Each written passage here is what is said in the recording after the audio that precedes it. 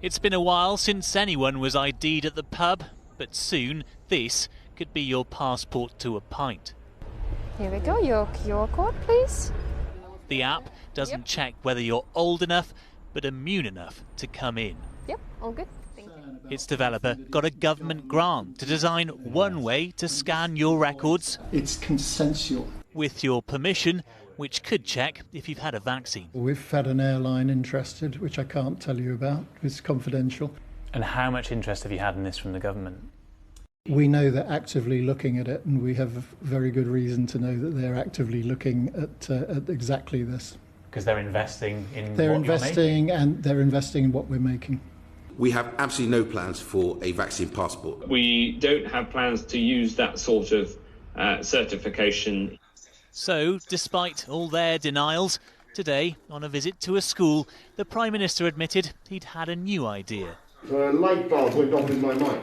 There will now be a review looking into passport vaccines after all. We haven't had stuff like this before. We've never thought in terms of having something that you have to show to go to a pub or a theatre. And so there are deep and complex issues that we need to explore. At the heart of them all is the question of whether we should have to earn our freedom to go to the theatre or the cinema by essentially giving up other liberties, the right to our privacy, our personal information.